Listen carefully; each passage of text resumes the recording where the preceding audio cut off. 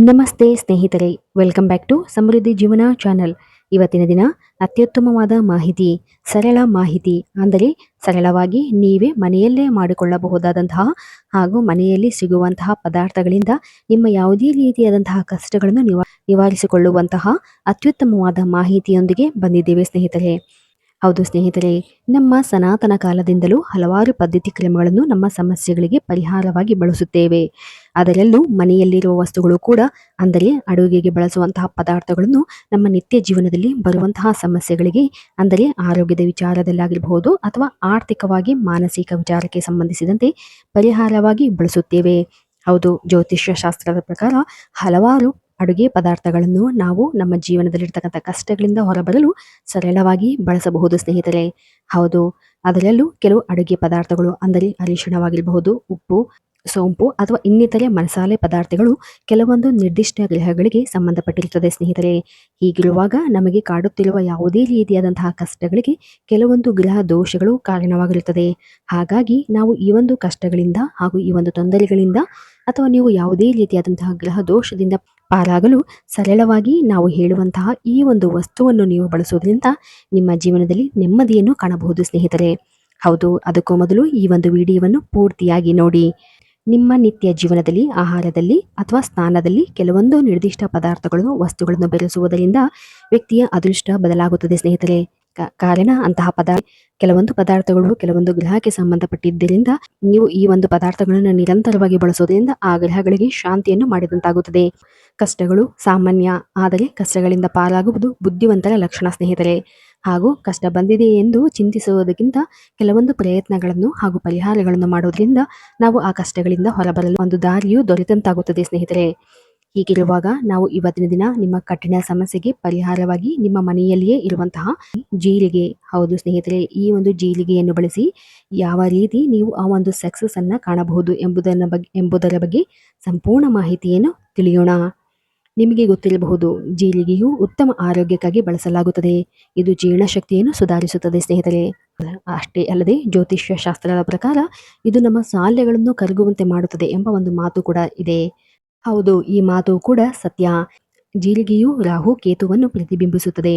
ಅದಕ್ಕಾಗಿ ನೀವು ಈ ಜೀರಿಗೆಯನ್ನು ತಿಳಿದು ಒಮ್ಮೆ ಬಳಸಿ. ಇದರಿಂದಾಗಿ ಒಂದು ಉತ್ತಮವಾದಂತಹ ಫಲ ದೊರೆಯುತ್ತದೆ ಸ್ನೇಹಿತರೆ. ಮೊದಲನೆಯದಾಗಿ ನೋಡುವುದಾದರೆ, ಜೀರಿಗೆಯನ್ನು ಮೊಸರಿನಲ್ಲಿ ಹಾಕಿ ಸೇವನೆ ಮಾಡುವುದರಿಂದ ನಿಮ್ಮ ಆರ್ಥಿಕ ಪರಿಸ್ಥಿತಿ ಸುಧಾರಿಸುತ್ತಾ ಹೋಗುತ್ತದೆ. ಪ್ರತಿನಿತ್ಯ ಜೀರಿಗೆಯನ್ನು ಸೇವನೆ ಮಾಡುವುದರಿಂದ ಅನಿರೀಕ್ಷಿತವಾಗಿ ಎದುರಾಗುವಂತಹ ಕಷ್ಟಗಳು ಹಾಗೂ ಸಂಕಷ್ಟಗಳಿಂದ ನೀವು ಹೊರಬರಬಹುದು. ಹಾಗೂ ಮನೆಯಲ್ಲಿ ಸುಖ, ಸಂತೋಷ, ನೆಮ್ಮದಿಗಾಗಿ ಈ ಒಂದು ಜೀರಿಗೆಯನ್ನು ಕೂಡ ಬಳಸಬಹುದು. ಮಂಗಳವಾರ ಅಥವಾ ಶುಕ್ರವಾರ ಒಂದು ಕೆಂಪು ಬಟ್ಟೆಯಲ್ಲಿ ಜೀರಿಗೆ ಮತ್ತು ₹1 ಕಾಯಿನನ್ನು ಹಾಕಿ ಕಟ್ಟಿ ಅದನ್ನು ಲಕ್ಷ್ಮೀ ದೇವಿಯ ಬಳಿ ಇಟ್ಟು ಪೂಜಿಸಿ. ಇದು ಒಂದು ಅತ್ಯುತ್ತಮವಾದ ಪರಿಹಾರವಾಗಿದ್ದು ಇದರಿಂದ ನಿಮಗೆ ಒಂದು ಉತ್ತಮ ಫಲ ದೊರೆಯುತ್ತದೆ.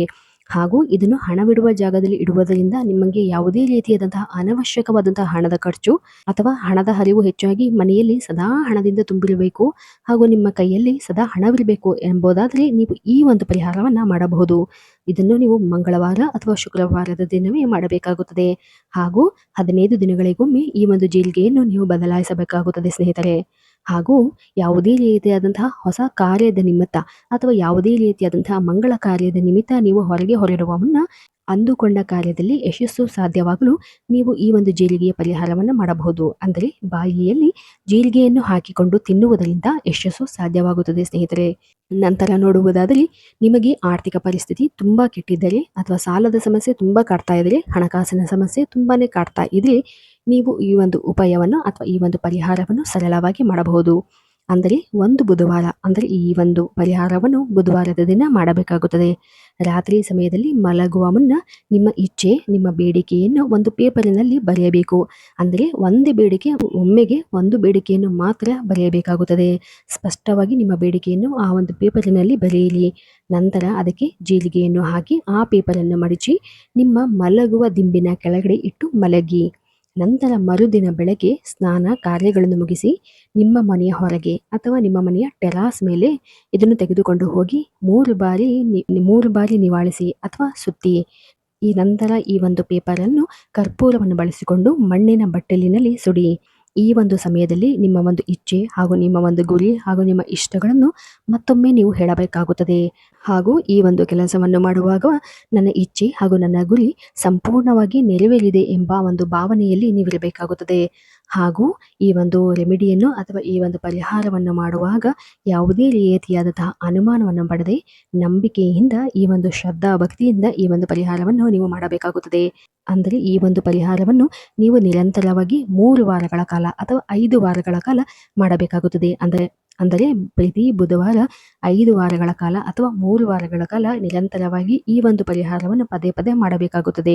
ಹಾಗೂ ಒಂದೇ ಇಚ್ಛೆಗೆ ಈ ಒಂದು ಪರಿಹಾರವನ್ನು ನೀವು 5 ಬಾರಿ ಮಾಡಬೇಕಾಗುತ್ತದೆ. ಇದರಿಂದಾಗಿ ಕ್ರಮೇಣ ನಿಮ್ಮ ಹಣಕಾಸಿನ ಸಮಸ್ಯೆ ನಿವಾರಣೆಯಾಗುತ್ತದೆ ಸ್ನೇಹಿತರೆ.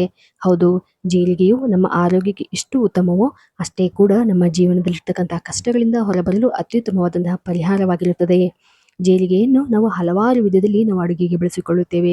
ಅದೇ ರೀತಿಯಾಗಿ ಜ್ಯೋತಿಷ್ಯ ಶಾಸ್ತ್ರದಲ್ಲಿ ಜೀರಿಗೆಯನ್ನು ಕೂಡ ನಮ್ಮ ಕಷ್ಟಗಳನ್ನು ಕಳೆಯಲು ಹಲವಾರು ವಿಧಾನಗಳಲ್ಲಿ ಬಳಸಲಾಗುತ್ತದೆ. ಆದರೆ ಇವತ್ತಿನ ದಿನ ಸರಳವಾಗಿ 2-3 ವಿಧಾನಗಳ ಮೂಲಕ ನಾವು ತಿಳಿಸಿಕೊಟ್ಟಿದ್ದೇವೆ. ಈ ಒಂದು ವಿಧಾನಗಳನ್ನು ನೀವು ಪ್ರಯತ್ನ ಮಾಡುವುದರ ಮೂಲಕ ನಿಮ್ಮಲ್ಲಿ ಯಾವುದೇ ರೀತಿಯಾದಂಥ ಕಷ್ಟವಿರಲಿ, ನಿಮ್ಮ ಇಚ್ಛೆ ಪೂರ್ಣಗೊಳ್ಳಬೇಕು ಎಂಬ ಬಯಕೆವಿರಲಿ, ಎಲ್ಲವೂ ಕೂಡ ನೆರವೇರುತ್ತದೆ ಸ್ನೇಹಿತರೆ. ಹೌದು, ಇದೇ ರೀತಿಯಾದಂತಹ ಹಲವಾರು ಸರಳ ಮಾಹಿತಿಗಳು ಹಾಗೂ ಉಪಯುಕ್ತವಾದಂತಹ ಮಾಹಿತಿಗಾಗಿ ಮತ್ತು ಆಧ್ಯಾತ್ಮಿಕ ವಿಚಾರಗಳಿಗಾಗಿ ದಯವಿಟ್ಟು ನಮ್ಮ ಚಾನಲನ್ನು ಸಬ್ಸ್ಕ್ರೈಬ್ ಮಾಡಿ. ಹಾಗೂ ಈ ಒಂದು ವಿಡಿಯೋಗೆ ಲೈಕ್ ಕೊಡೋದನ್ನು ಖಂಡಿತ ಮರೆಯಬೇಡಿ ಸ್ನೇಹಿತರೆ. ನಮಸ್ಕಾರ.